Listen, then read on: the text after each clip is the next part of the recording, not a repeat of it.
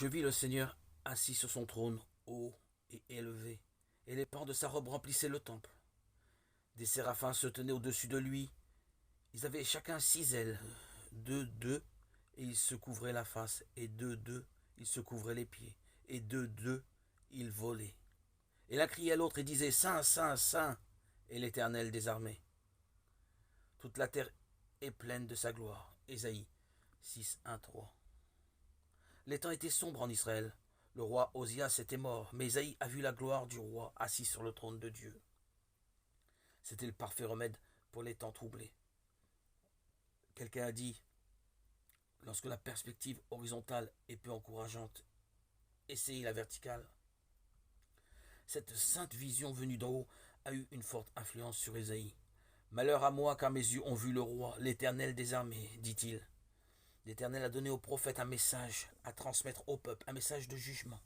En l'entendant, vous entendez et vous ne comprendrez pas, et en voyant, vous verrez et vous ne connaîtrez pas. Un temps d'aveuglement allait tomber sur Israël. Cette prophétie serait confirmée des années plus tard, comme l'a montré l'apôtre Paul, Actes 28, 24, 28, Romains 11, 25. L'apôtre Jean déclare que l'aveuglement d'Israël a été manifesté de manière extrême lorsqu'ils ont rejeté le Seigneur Jésus. Bien qu'ils aient fait tant de miracles devant eux, ils ne crurent pas en lui. Jean 12, 37. Devant l'incrédulité du peuple, Jean cite le message prophétique d'Ésaïe, verset 39-40. Il fait alors un commentaire merveilleux sur cette prophétie, disant qu'Ésaïe a écrit ces paroles parce qu'il a vu sa gloire et qu'il a parlé de lui. La signification de cette parole est aussi frappante que profonde. Jean dit que ce qu'Ésaïe a vu, la gloire de l'Éternel, c'est la gloire de Christ. Le Seigneur Jésus est le roi, l'Éternel des armées, dont les séraphins proclament la sainteté et la gloire. Gloire, honneur, puissance, force, obéissance à Jésus, le premier-né, par qui tout fut créé.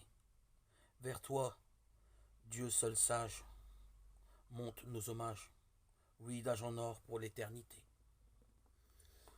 Ô Dieu, dont l'amour nous rassemble autour de Christ, dans l'unité, nos bouches célèbrent ensemble ton éternelle charité.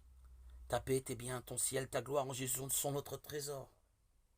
Bientôt, à son cri de victoire vers lui, nous prendrons notre essor.